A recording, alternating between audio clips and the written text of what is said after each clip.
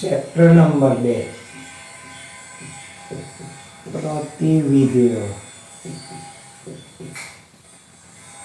પ્રતિવિધેયો ત્રિકોણમિતિ પ્રતિવિધેયો. પ્રતિવિધેયો તો ખરા પણ ત્રિકોણમિતિય પ્રતિવિધેયો.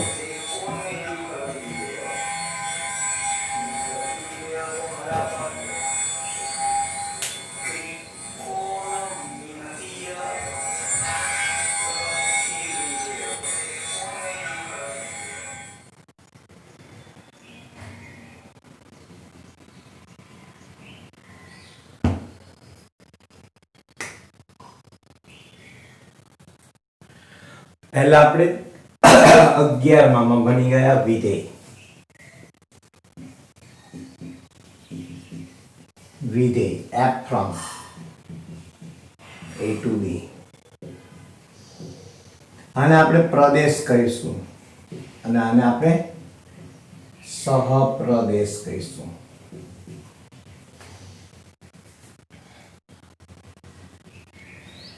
કોઈ પણ વિધેય ત્યારે બને કે પ્રદેશના દરેક ઘટક ને સંગત સહપ્રદેશના નો અનન્ય ઘટક સંકળાયેલો હોય તો તે f from a to b વિધેય કહેવાય.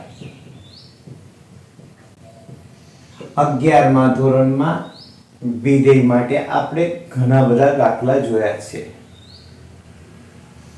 અને એમાં આપણે કહ્યું હતું કે પ્રદેશના દરેક ઘટક પ્રદેશના દરેક ઘટકને સંગત સહપ્રદેશનો કોઈ અનન્ય ઘટક મળે તો તે f from a to b વિધેય કહેવાય. આપણને ખબર છે ને એટલું બહુ મહત્વ નથી. એટલું યાદ રાખો કે દરેક પ્રદેશના ઘટકને સંગત સહપ્રદેશનો એક ઘટક મળવો જોઈએ અને એ મળે તો એને વિધેય કહેવાય.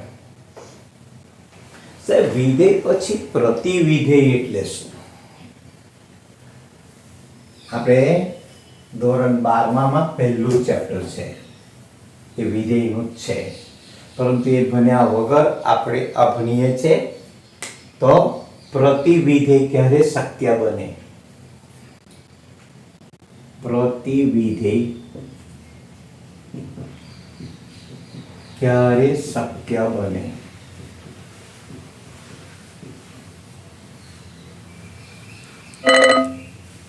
પ્રતિવિધેય ક્યારે શક્ય બને? જ્યારે નંબર 1 વિધેય એક હોય અને નંબર 2 વિધેય વ્યાપ્ત હોય. તો વિધેય એક હોય અને વિધેય વ્યાપ્ત હોય તો ને તો જ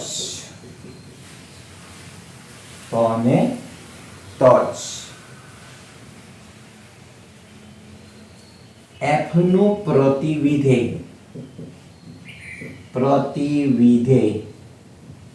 શક્ય બને.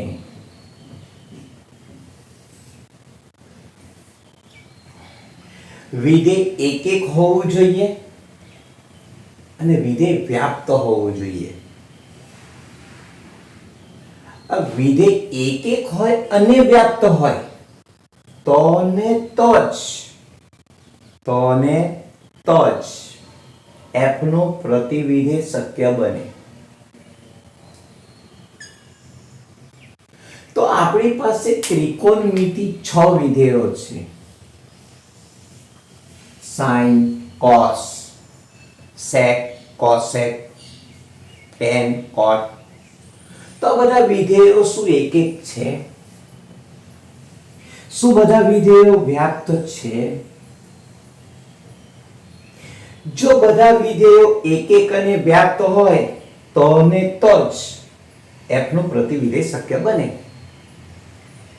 સામાન્ય રીતે બધા ત્રિકોણમિતિ પ્રતિવિધેયો એક એક નથી. એક એક નથી અને વ્યાપ્ત પણ નથી. એક એક નથી અને વ્યાપ્ત પણ નથી. એટલા માટે એ વિધેયોને આપણે એક એક અને વ્યાપ્ત બને તેવો પ્રદેશ નક્કી કરવો પડે. શું મુખ્ય મુદ્દો શું છે કે કોઈ પણ વિધેયનું પ્રતિવિધેય ક્યારે શક્ય બને? પ્રતિવિધેય શક્ય હોવા માટેની બે શરતો: વિધેય એક એક હોવું જોઈએ, વિધેય વ્યાપ્ત હોવું જોઈએ. અને એક એક અને વ્યાપ્ત હોય તો ને તો જ f નું પ્રતિવિધેય શક્ય બને. આપણે છે ને 6 વિધેયો છે. આ 6 એ 6 વિધેયોમાં વધુ અંદર ઉતરી અને જો સમજવા જઈએ તો ઘણો સમય લાગે. પરંતુ એક વિધેયને બે વિધેયને એટલું ડિટેલમાં સમજીએ કે બાકીના પછી સમજવા પડવામાં વાર લાગશે નહીં. એટલે આપણે વધુ ને વધુ સાઇન વિધેય વિશે જોઈએ કે સાઇન વિધેય કેવું છે, કેમ એ અનેક એક છે, તેને એક એક કેવી રીતે કરી શકાય. આ બધા પ્રશ્નો, આ બધી જ વસ્તુ આપણે ડિટેલમાં જોવા ટ્રાય કરીશું. ચાલો, તમને ખબર છે સાઇન વિધેય. ધ્યાનથી વિચારજો. સાઇન વિધેય from R to R.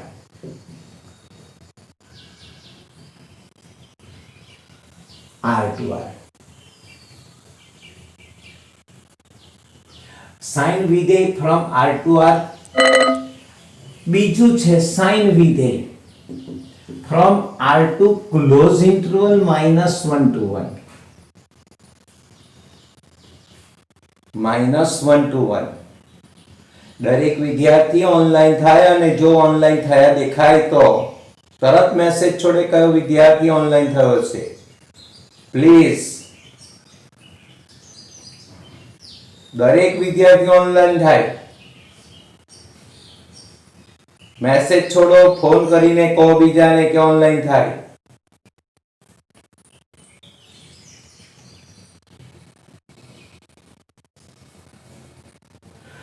Sin from R to close interval -1 to 1. આ વિધેય પહેલો અનેક એક અને અવ્યાપ્ત છે. સાહેબ અવ્યાપ્ત એટલે શું, અનેક એક એટલે શું, બધું સમજાવું શાંતિથી, ઉતાવળ ના કરતા. આ વિધેય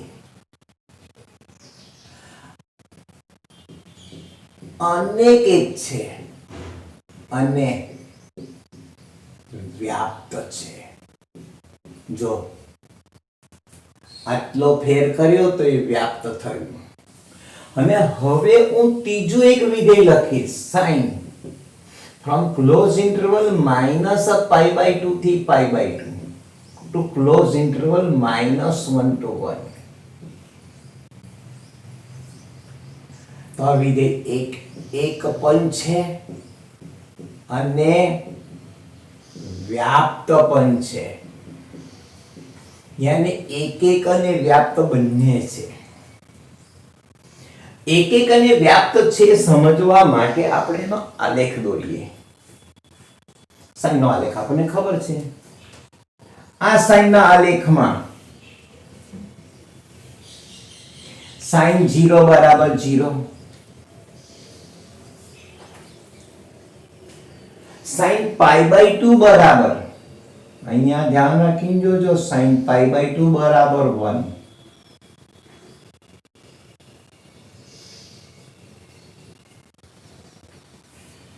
sin π બરાબર 0, sin 3π/2 બરાબર 3π/2 બરાબર -1. ખાલી એક સ્કેચ દોરીએ છે, માપી નહીં દોરતા. અને 2π બરાબર 0, sin 2π બરાબર 0.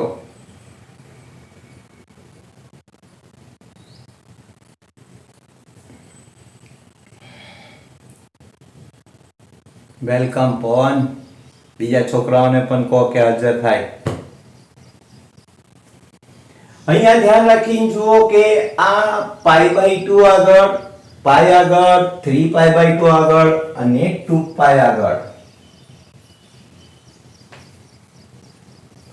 હવે આપણે આ બાજુ જોઈએ થોડા. -π/2 -π/2 સોરી 0, π/2 પછી 0 આગળ 0, sin -π/2 આગળ -1. યાદ કરો, એ -1 થશે. અને sin -π આગળ એની કિંમત 0.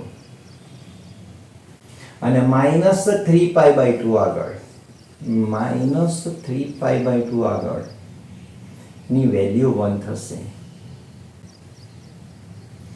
આલેખ હજુ લાંબો થઈ શકે છે. 3π/2 પછી આવશે કોનો વારો આવશે?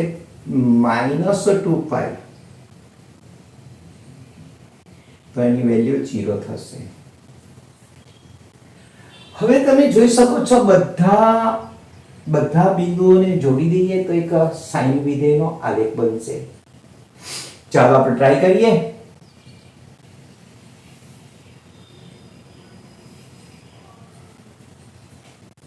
આ સાઈન વિધેયનો આલેખ જે બન્યો આ રીતનો બન્યો.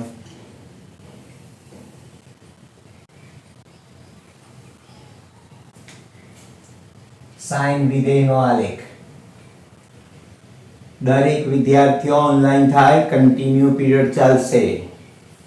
પ્લીઝ દરેક વિદ્યાર્થીને ઇન્ફોર્મ કરો.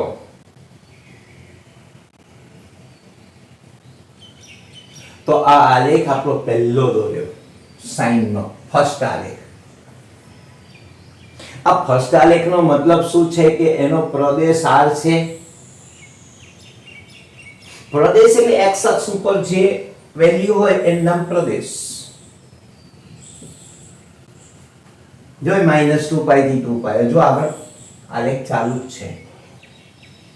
એનો મતલબ પ્રદેશ R છે, સહપ્રદેશ R છે. સારું, ચાલો અહીં આગળ ધ્યાન રાખીને જોશો તો આ વિધેય છે એનો વિસ્તાર કેટલો? સાઈન વિધેયનો વિસ્તાર. સાઈન વિધેયનો વિસ્તાર ક્લોઝ ઇન્ટરવલ -1 to 1 આપણે ભણી ગયા છે આ બધું. જો સાઈન વિધેયનો આલેખ -1 ને 1 ની વચ્ચે છે, તમે ગમે એટલો લાંબો દોરશો તો સાઈન વિધેયનો આલેખ આ બે લીટીની બરોબર વચ્ચે રહેશે. એની ઉપર નહીં જાય ને નીચે નહીં જાય. તો એનો મતલબ એ થયો કે સાઈન વિધેયનો વિસ્તાર -1 to 1 છે. અને જ્યારે વિસ્તાર -1 to 1 છે તો જો મેં સહપ્રદેશ અને વિસ્તાર સરખો કરી દઉં તો એ વિધેય વ્યાપ્ત વિધેય બને. એટલે કન્ડિશન છે કે સહપ્રદેશ અને વિધેયનો વિસ્તાર જો સમાન થાય તો એ વિધેય વ્યાપ્ત કહેવાય. તો મેં અહીં આગળ શું કર્યું કે સાઈન વિધેય R2R હતું તો મેં એમાં અનેક એક અને અવ્યાપ્ત લખ્યું. હવે મેં sin વિધેય r2 -1 to 1 લખ્યું તો વિધેય અનેક એક અને વ્યાપ્ત લખ્યું. તો અવ્યાપ્ત લખવા પાછળનું કારણ કે તે વિધેયનો સહપ્રદેશ દેખાય છે અને વિસ્તાર સમાન છે. સહપ્રદેશ અને વિસ્તાર સમાન છે. સહપ્રદેશ ને વિસ્તાર સમાન છે એનો મતલબ શું થયો પહેલા? કે વિધેય વ્યાપ્ત છે. સારું, ચાલો વ્યાપ્ત હજુ વધુ ડિટેલમાં સમજવાનું છે, પણ અત્યારે એટલું યાદ રાખો કે અહીં આગળ આ વિધેય sin વિધેયનો સહપ્રદેશ અને વિસ્તાર સમાન હોવાથી એને વ્યાપ્ત કર્યો. હવે હજુ અનેક એક છે તો આપણા મનમાં પ્રશ્ન થાય, સાહેબ અનેક એક એટલે શું? તો અનેક x ની કિંમતો, x ની ઘણી બધી કિંમતો માટે y ની એક જ કિંમત મળે, y ની એક જ કિંમત મળે તો અનેક એક કહેવાય. દાખલા તરીકે π/2 આગળ sin વિધેયનું મૂલ્ય 1, -3π/2 આગળ પણ sin વિધેયનું મૂલ્ય 1 છે. એવી રીતે આગળ જશો ને તો 5π/2 આગળ પણ sin નું મૂલ્ય 1 આવશે. બીજી રીતે વિચારીએ તો 0, જો x બરાબર 0 તો y ની કિંમત 0, x બરાબર π તો પણ 0, 2π તો પણ 0, -π તો પણ 0, -2π તો પણ 0. આનો મતલબ એ થયો કે બધા બહુ ખૂણા માટે sin ના બધા બહુ ખૂણા ક્યાં હશે? પ્રદેશમાં. બધા બહુ ખૂણાઓ માટે એક જ મૂલ્ય મળી રહ્યું છે. સમજવા ટ્રાય કરો. અનેક એક, થીટાની અનેક વેલ્યુને સંગત sin નું મૂલ્ય એક સમાન જોવા મળી રહ્યું છે, એટલે કે આ વિધેય અનેક એક છે. આ sin વિધેયનો આલેખ આપણને ઘણું બધું કહે છે. sin વિધેયનો આલેખ આપણને એટલું બધું સમજાવે છે કે ના પૂછો વાત. આલેખ ઉપરથી તમે કહી શકો કે એનો વિસ્તાર -1 થી 1 છે. અહીંયા ધ્યાનથી વિચારજો કે -3π/2 થી -π/2 આટલા ભાગમાં વિધેય ઘટી રહ્યું છે. જોઈ શકાય છે ઘટી રહ્યું છે. અને આ ઘટી રહ્યું છે ને આ -π/2 થી π/2 માં વિધેય શું થઈ રહ્યું છે? ઇન્ક્રીઝિંગ ફંક્શન, યાને વધતું વિધેય. અને π/2 થી 3π/2 માં ઘટે છે. આપણે પેલો નિયમ આપણે એકમ વર્તુળમાં ઘણું બધું આપણે કહેતા હતા. દરેક વસ્તુ અહીંયા આગળ યાદ કરી શકાય. All STC. પહેલા ચરણમાં બધા ધન તો 0 થી π/2 પહેલું ચરણ, એમાં sin ની વેલ્યુ ધન, x અક્ષની ઉપર હોય તો ધન. બીજા ચરણમાં sin પોઝિટિવ, π/2 થી π. બીજું ચરણ π/2 થી π માં પણ sin નું મૂલ્ય ધન છે. ધન છે એટલે કે x અક્ષની ઉપર છે. π થી 3π/2 એનો મતલબ ત્રીજું ચરણ. ત્રીજા ચરણમાં sin ઋણ છે. જોઈ શકાય છે ક્યાં સુધીનો ભાગ ઋણ. અને ચોથા ચરણમાં 3π/2 થી 2π માં પણ વિધેય કેવું છે? બોલો, ઋણ છે. તો ઓલ STC માં પહેલા ચરણમાં sin પોઝિટિવ હોય, બીજામાં sin પોઝિટિવ હોય, ત્રીજા અને ચોથામાં sin નેગેટિવ અહીં દેખાય છે. કોઈ પણ વિધેય, કોઈ પણ એની ટાઈમ, કોઈ પણ વિધેય એક એક છે કે અનેક એક છે એ નક્કી કરવું હોય તો આલેખ ઉપરથી ઝીલી ખબર પડે. સાહેબ કેવી રીતે બતાવો. તમારે આલેખ તમારા દિમાગમાં જ છે, સાઈનનો આલેખ કે દોરવાની જરૂર નથી. તમે કોઈ એક જગ્યાએ આમ એક લીટી દોરો, સમક્ષ સીધી જ. હું દોરું નહીં, કેમ? આકૃતિ બગડી જશે. અહીં એક લીટી દોરો, આલેખ બધી બહુ જ જગ્યાએ શું થાય છે? છેદશે. દાખલા તરીકે આ એક્સ અક્ષ. એક્સ અક્ષ આલેખને બધી બહુ જગ્યાએ છેદે છે. 2π, π, 0, -π, -2π and so on. જ્યારે બધી બહુ જ જગ્યાએ છેદે તો એ વિધેયને અનેક એક વિધેય કહેવાય. આપણે બધાના આલેખ ખબર હોવા જોઈએ. જો આલેખ ખબર હોય તો વિધેય એક એક છે કે અનેક એક એ તમને ખબર પડી જાય. હવે બીજી એક વાત યાદ રાખો, બધી વસ્તુ મેં 11માં ભણાવેલી છે ડિટેલમાં. તો શું આપણે નિયમ બનાવ્યો કે કોઈ વિધેયની ઉપર આલેખ ઉપર જો એક આડી સમક્ષ સીધી લીટી દોરવામાં આવે, એ સમક્ષ સીધી લીટી આલેખને બધા બહુ બિંદુમાં છેદે. બધા બહુ બિંદુમાં છેદે એનો મતલબ શું થયો? અનેક એક છે. તો સાહેબ વ્યાપ્ત એટલે શું? વ્યાપ્ત એટલે એક વસ્તુ મેં સમજાય કે કોઈ પણ વિધેય વ્યાપ્ત ક્યારે કહેવાય કે સહપ્રદેશ અને વિસ્તાર સમાન હોય. સહપ્રદેશ અને વિસ્તાર સમાન હોય ત્યારે વિધેય વ્યાપ્ત થયું કહેવાય. અને સહપ્રદેશ અને વિસ્તાર સમાન હોય ત્યારે વિધેય વ્યાપ્ત થયું કહેવાય. વ્યાપ્ત તો જો બધું બહુ ડિટેલમાં ભણવાનું છે, ખાલી અત્યારે આના સંદર્ભમાં. તો સાહેબ આ વિધેયને એક એક કરવું હોય શું કરવાનું? આ વિધેય અહીં આગળ અનેક એક છે, અહીં અનેક એક છે, તો એક એક કેમ કર્યું? તો આપણો આલેખ જે છે એ કેટલો લાંબો ને મોટો થાય એ કોના પર આધારિત છે? પ્રદેશ ઉપર. જેટલો પ્રદેશ મોટો એટલો આલેખ મોટો. તો એક કામ કરું, પ્રદેશને થોડો નાનો કરી દો, લિમિટેડ. અને લિમિટેડ પ્રદેશ ઉપર જોઈ શકશો કે વિધેય એક એક થઈ જશે. જો સમજાવવા ટ્રાય કરો, સમજવા ટ્રાય કરો. જો સમજો નહીં તો નહીં ચાલે. મેં આલેખ ફક્ત -π/2 થી π/2 સુધીનો દોરું છું. આ આગળનો આલેખ હું તોડી નહીં નાખતો, ભૂસી નથી નાખતો, પરંતુ અહીંથી કાપી નાખ્યો. અને બીજો મેં અહીંથી કાપી નાખું તો આ તમારો આલેખ કોનો થયો? બોલો.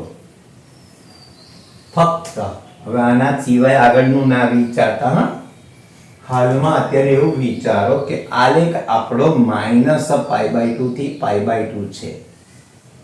અને -π/2 થી π/2 હોય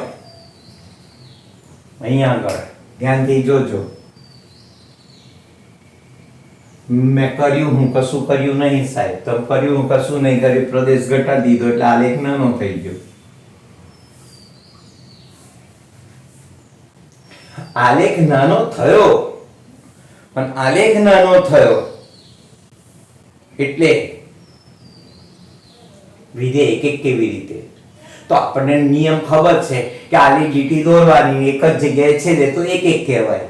હવે આ બધો આલેખ આપણા ભાગમાં નથી, તો આમ લીટી દોરશો તો કોઈ એક જ જગ્યાએ છેદશે ને. તમે સમજ્યા હોય તો યસ લખીને મોકલવાનું.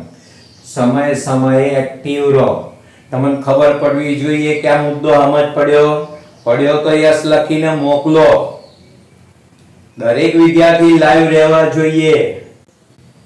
અને જો બધા વિદ્યાર્થી લાઈવ હોય તો આપણો પીરિયડ બહુ લાંબો ચાલી શકે.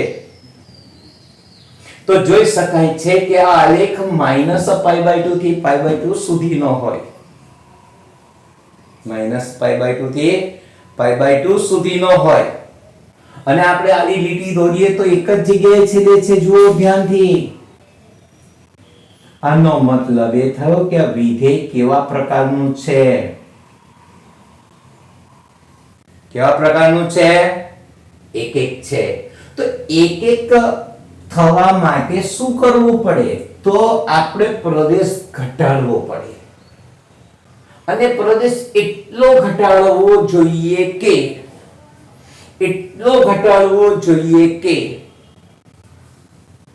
વિધેય એક બને. પેલો પવન કહેશે કે સાહેબ તમે -π/2 થી π/2 જ કેમ લીધો? સાહેબ તમે π/2 થી 3π/2 લો ને. ચાલો એનું કયું આપણે કરી જોઈએ કે ભાઈ એ વિદ્યાર્થી શું કહેવા માંગે છે? તો એવું કહે છે કે સાહેબ આપણે આલેખનો પ્રદેશ ઘટાડીને કેટલો કર્યો? -π/2 થી π/2. પણ હવે પવન આપણને કંઈક અલગ વસ્તુ કહેવા માંગે છે. ચાલો એનું આપણે વિચારીએ. પવન એમ કહે છે કે જો પ્રદેશ નવું વિધેય લખો sin π/2 થી 3π/2 to close interval -1 to 1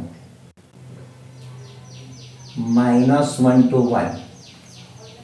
તો મેં આ પ્રદેશ રાખું તો સાહેબ એક થાય? હા થાય. કેમ કે જો પ્રદેશ હું π/2 થી 3π/2 રાખું તો આ રીતે થશે. આટલો આલેખ થશે અહીં સુધીનો. હવે તમે આના પર જો લીટીઓ દોરશો, તો જોઈ શકાય છે કે વિધેય પણ એક છે.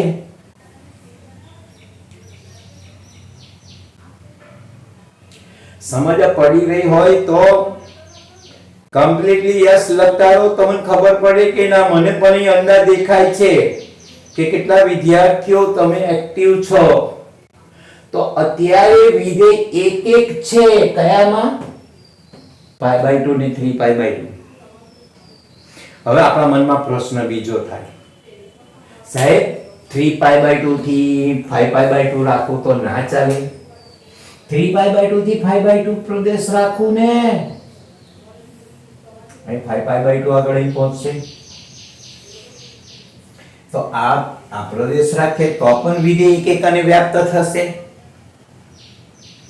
-3π/2 થી -π/2 રાખીશું તો પણ વિધેય કેવું થશે? એક અને. ટૂંકમાં પ્રદેશ બધા બહુ છે એવા કે જે વિધેય એક અને વ્યાપ્ત બનાવે. સાહેબ -1 to 1 ની જગ્યાએ -2 થી 2 રાખીએ તો ના ચાલે. વ્યાપ્ત થવા માટે હું કાલનો એક જ મુદ્દો સમજાઈ રહ્યો ભાઈ કે વિધેય એક છે, વ્યાપ્ત છે. એક ક્યારે બને, વ્યાપ્ત ક્યારે બને. અને જો એમાંય દિમાગ ના દોડે તો આખા ચેપ્ટરમાં કશું નહીં આવડે. વિધેય વ્યાપ્ત ક્યારે થાય? તો વ્યાપ્ત થવા માટેની શરત છે સહપ્રદેશ અને વિસ્તાર સમાન હોવો જોઈએ. સહપ્રદેશ અને વિસ્તાર સમાન થઈ જાય તો આપણને 11મા ધોરણમાં ખબર છે કે sin વિધેયનો વિસ્તાર ક્લોઝ ઇન્ટરવલ -1 to 1, cos વિધેયનો વિસ્તાર -1 to 1. બરોબર છે. tan અને cot નો વિસ્તાર r છે. sec અને cosec નો વિસ્તાર r minus close interval -1 to 1 છે ને ઓપન ઇન્ટરવલ. આ બધા વિસ્તાર આપણને ખબર છે, 11મા ધોરણથી ખબર છે. તો વ્યાપ્ત બનાવવા માટે તો વિસ્તાર અને સહપ્રદેશ સરખો થવો જોઈએ. આ તો મગજમાં ફિટ થઈ ગયું. તો હવે આપણી પાસે એક કરવા માટેની શું શરત છે? તો એક કરવા માટે તમારો પ્રદેશ r થી ઘટાડીને એટલો કરો કે આલેખ એક થાય. અને આલેખ એક ક્યારે થયું ગણાય? કે જ્યારે તેના પર આડી લીટી દોરવામાં આવે. અને આ આડી લીટી ધ્યાનથી જોજો. આ આડી લીટી કમ્પલસરી એક જ જગ્યાએ છેદવી જોઈએ. અને એક જ જગ્યાએ છેદે તો જ આપણે એમ કહી શકાય કે વિધેય એક છે. વિધેય એક હોવા માટેની શરત હું તો પ્રદેશ ઘટાડીને એટલો નાનો કરો કે તેનો આલેખ પર લીટી જો દોરવામાં આવે સમક્ષિતિ તો તે એક જ જગ્યાએ છેદે. તો આપણે ચર્ચા કરી તે પ્રમાણે -π/2 થી π/2 અહીંથી અહીં સુધીમાં પણ વિધેય એક છે. π/2 થી 3π/2 આ ભાગમાં પણ વિધેય એક છે. કોઈ વિદ્યાર્થી એમ કે 3π/2 થી 5π/2 માં પણ વિધેય એક જ છે. હા, પરંતુ દરેક વિદ્યાર્થી અલગ અલગ પ્રદેશ લઈ દાખલો ગણશે. દરેક દેશના લોકો, વિદ્યાર્થીઓની સાથે સાથે દેશના લોકો, બધા દુનિયાના ગણિતશાસ્ત્રીઓ જો અલગ અલગ પ્રદેશ લઈ અને દાખલો ગણશે તો બધાનું લખાણ સિમિલારિટી આવશે નહીં. એટલે નક્કી કર્યું છે કે સાઇન વિધેય નો પ્રતિવિધેય બનાવવા માટે કમ્પલસરી -π/2 થી π/2 અંતરાલ લઈ અને વિધેયને વ્યાપ્ત, એક અને વ્યાપ્ત બનાવવો. હવે તમે કાલ ઉઠીને અહીંથી કેનેડા ભણવા ગયા, ઓસ્ટ્રેલિયા ભણવા ગયા ફર્ધર સ્ટડી માટે, તો અહીંના ગણિતના નિયમો અને ત્યાંના નિયમો સરખા હોવા જોઈએ. એટલા માટે ઇન્ટરનેશનલી આ બધી વસ્તુઓ ફિક્સ કરેલી છે. નો ડાઉટ સાઇન વિધેય એ બધા બહુ જ પ્રદેશમાં શું છે, એક અને વ્યાપ્ત છે. આ પરીક્ષામાં ઘણીવાર આવું પૂછાય છે ગુજકેટમાં, 1 2 3 ને 4 આવા વિધેય આપી દે. આ 4 વિધેય આપે છે અને નીચે લખે કે નીચેના પૈકી કયું વિધેય અનેક અને અવ્યાપ્ત છે. પ્રશ્ન તમારી જાતે 1000 બનાવવામાં અનેક અને અવ્યાપ્ત કયું છે તો પહેલું અનેક અને અવ્યાપ્ત છે. આ બીજું વિધેય કેવું છે, અનેક અને વ્યાપ્ત છે. આ ત્રીજું ને ચોથું બંને એક અને વ્યાપ્ત છે. આ વાત આપણે સમજ્યા તો આપણે થોડું પ્રતિવિધેય તરફ તો જતા જ નહીં, તો વિધેય કયા વિધેયનું પ્રતિવિધેય મળે તો સાઇનમાં પ્રતિવિધેય. અહીંયા ધ્યાન રાખીને સમજો, સાઇન વિધેયનું પ્રતિવિધેય શોધવું હોય તો કયા પ્રકારનું વિધેય લેવું જોઈએ, યાદ રાખો.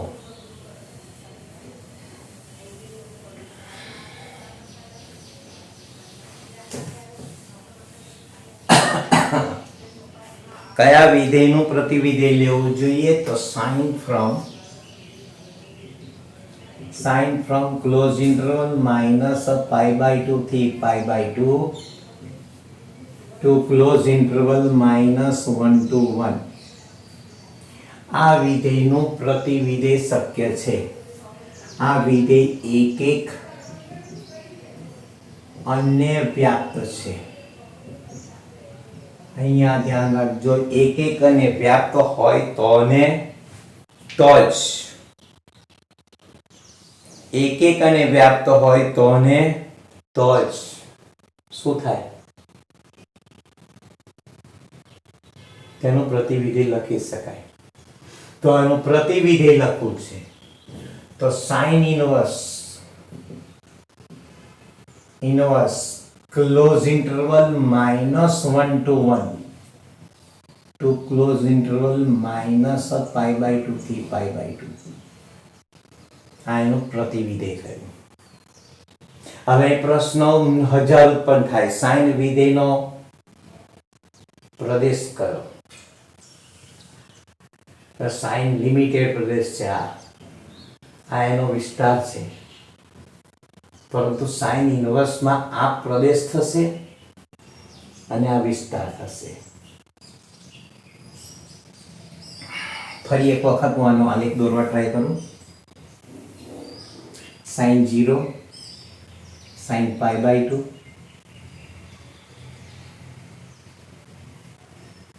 અહીંયા ધ્યાન રાખીને જોશે sin -π/2, -π/2 આગળ -1.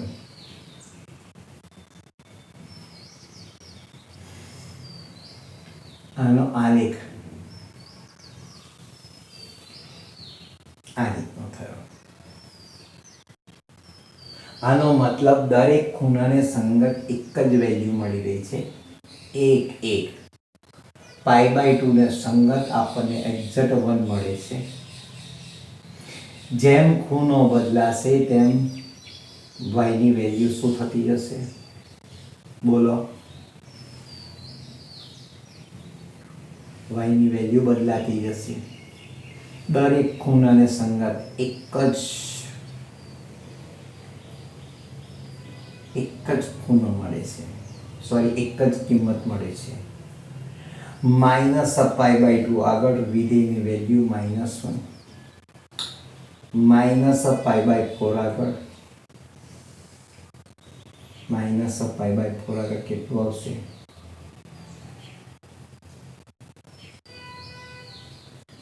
(1/√2). ટૂંકમાં જેમ દરેક ખૂણાને સંગત y ની એક વેલ્યુ મળે છે એટલે વિધેય 1 છે. વ્યાપ્ત એટલે શું? આપણે વિધેય બનવા માટે એવું કહેતા હતા કે પ્રદેશના દરેક ઘટકને સંગત સહપ્રદેશનો એક અનન્ય ઘટક મળે.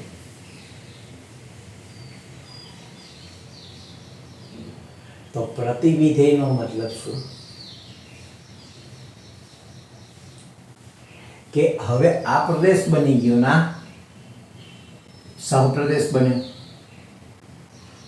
તો આના દરેક ઘટકને સંગત, આમાં એવું હતું કે દરેક ખૂણા સંગત એક વેલ્યુ મળે. આમાં શું થઈ ગયું? દરેક સંખ્યાને સંગત એક ખૂણો મળે. ઊંધો આમ જોવાનું. અહીં આગળ કોઈ સંખ્યા છે તો એ સંખ્યાને સંગત એક ખૂણો મળે, સંખ્યાને સંગત ખૂણો મળે, સંખ્યાને સંગત ખૂણો મળે, સંખ્યાને સંગત ખૂણો મળે. વિધેય 1 છે. 1 છે નો મતલબ શું થયો ભાઈ? 1 છે નો મતલબ કે બધા 1 ની જોડમાં ગોઠવાયેલા છે. વ્યાપ્ત વિધેયનું ઉદાહરણ. વ્યાપ્ત વિધેય એટલે શું? અહીંયા ધ્યાન રાખીને સમજજો. વ્યાપ્ત વિધેય સમજવા માટે શું કરીશું કે આ ટિકિટ અને ખુરશી અને આ સિનેમા થિયેટર, આ થિયેટરનું વિધેય બનાવ્યું ખાલી સમજવા માટે. દરેક ટિકિટને સંગત ખુરશી તો હોય ને હોય જ. દરેક ટિકિટને સંગત ખુરશી, દરેક ટિકિટને સંગત એક વ્યક્તિ હોય ને દરેક વ્યક્તિને સંગત એક ખુરશી હોય તો આ થિયેટરમાં આવું વિધેય જોવા મળે.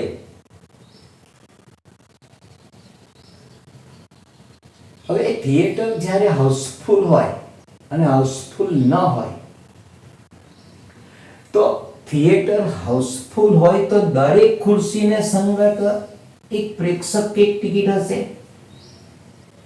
હાઉસફુલ થિયેટર, હાઉસફુલ થિયેટર એ વ્યાપ્ત વિધેય છે. આપણે વ્યાપ્તમાં ઊંધું વિચારવાનું છે કે દરેક ખુરશીને સંગત ટિકિટ જોઈએ, ખુરશીને સંગત ટિકિટ જોઈએ. ટિકિટને સંગત ખુરશી નહીં, એ તો થિયેટર હોય છે, ટિકિટને સંગત ખુરશી તો હોય, પરંતુ દરેક ખુરશીને સંગત એક ટિકિટ મળે ત્યારે વિધેય વ્યાપ્ત થયું કહેવાય. તમે થિયેટરમાં જાઓ અને એકાદ ખુરશી ખાલી હોય તો સમજવાનું કે વ્યાપ્ત નથી. દરેક ખુરશીને સંગત એક પ્રેક્ષક યાની એક ટિકિટ જો મળી જાય, આ સમજવા માટેનું ઉદાહરણ છે ભાઈ. તો વ્યાપ્ત વિધેય માટે તો તમે કહેશો સાહેબ એક ખુરશી પર 2-3 જણા બેસી ગયા હોય, છોકરાને નહીં તો ચાલે? હા ચાલશે. કેમ? વ્યાપ્ત વિધેય માટે એવું નથી કહેવામાં આવતું કે દરેક ખુરશીની સંગત એક જ પ્રેક્ષક જોઈએ. જ્યારે વિધેય માટે શું શરત હતી કે દરેક ટિકિટને સંગત એક જ ખુરશી જોઈએ. વ્યાપ્ત વિધેય બનવા માટે કે પ્રદેશના દરેક ઘટકને સંગત અનન્ય ઘટક સહપ્રદેશમાં મળે. પરંતુ વ્યાપ્ત માટે એવું નથી. વ્યાપ્ત વિધેય માટે સહપ્રદેશનો પ્રત્યેક ઘટક પ્રદેશના અનન્ય ઘટક સાથે સંકળાયેલો હોય એવું નહીં. કોઈ પણ ઘટક બે ઘટક સાથે હોય તોય ચાલે. એક બીજું ઉદાહરણ આપું. અહીંયા આગળ ખાસ ધ્યાન રાખજો કે મહિનો એના પ્રદેશમાં તારીખો રાખવું. 1 2 3 તારીખો 30 તારીખ સુધી. અને આ બાજુ વાર રાખવું. સોમવાર, મંગળવાર અને રવિવાર. ઓકે. હવે આ જે છે આ વિધેય દરેક તારીખને સાથે શું છે? એક વાત છે, બોલો. હા, તો વિધેય એક એક નથી, અનેક એક છે. આ વિધેય અનેક એક છે. આપણા મગજમાં એવું ઘણી વાર થાય કે વ્યાપ્ત હોય એટલે એક એક હોય, એક એક હોય તો વ્યાપ્ત હોય. એવો કોઈ નિયમ નથી. એક એક અને વ્યાપ્તને કોઈ જોડાણ છે નહીં. અહીંયા ધ્યાનથી જોજો, આ વિધેય કેવા પ્રકારનું છે. એક સાથે સોમવાર હોય તો લગભગ 8 તારીખ સાથે પણ સોમવાર હશે. 7 દિવસ છોડીને સોમવાર આવવાનો છે. તો આ વિધેય કેવા પ્રકારનું બોલો? અનેક એક. સારું, ચાલો અનેક એક છે તો નક્કી થઈ ગયું. હવે આટલું બધું ના સમજાવવાનું હોય, ફટાક દઈને ખબર પડવી જોઈએ કે અનેક એક છે. પણ સાહેબ આને વ્યાપ્ત કહેવાય. હા, આને વ્યાપ્ત કહેવાય. કઈ રીતે વ્યાપ્ત કરી શકાય? તો દરેક વારને સંગત, દરેક વારને સંગત એક તારીખ તો હશે. એક ના હોય, બે હોય તો શું વાંધો છે? 3 હોય તોય વાંધો નહીં. તો સોમવારને સંગત બધી બહુ તારીખો હશે, વાંધો નહીં. મંગળવારને સંગત તારીખો હશે, રવિવારને સંગત તારીખો હશે. પરંતુ કોઈ વારને સંગત તારીખ નહીં હોય એવું નહીં બને. એટલે આ વિધેય વ્યાપ્ત છે, પણ અનેક એક અને વ્યાપ્ત છે. આ બધું ચર્ચા આપણે પહેલા ચેપ્ટરમાં કરવાની હતી, પરંતુ અત્યારે પહેલું ચેપ્ટર નથી કરતા અને એક અગત્યનું ચેપ્ટર આપણે લઈ રહ્યા છે, એટલે થોડી ચર્ચા કરી લીધી. તો વિધેય વ્યાપ્ત થવા માટેની શરત શું છે કે દરેક સહપ્રદેશના દરેક ઘટકને સંગત પ્રદેશનો અનન્ય ને પ્રદેશનો ઘટક સંકળાયેલો હોવો જોઈએ. તો એને વ્યાપ્ત વિધેય કહેવાય. બીજા સરળ શબ્દોમાં કહીએ તો વિધેયનો વિસ્તાર અને સહપ્રદેશ સમાન હોય. બે શરત છે, વિસ્તાર અને સહપ્રદેશ સમાન હોય. અથવા તો તમે એવું સાબિત કરી દો, બંને વસ્તુ એક જ છે ભાઈ, પણ તમે સાબિત કરી દો કે સહપ્રદેશના પ્રત્યેક ઘટકને સંગત પ્રદેશનો અનન્ય ઘટક સંકળાયેલો છે. બરોબર છે. આપણે વિધેય એક એક અને વ્યાપ્ત જોયું. વધુ આવતા પીરિયડમાં હું આ જે છે ને વિડીયો, એને હું ડાયરેક્ટલી પ્રાઇવેટ કરી દઈશ. પબ્લિક નહીં રાખું. દરેકે ઓનલાઈન હાજર રહેવાનું કમ્પલસરી.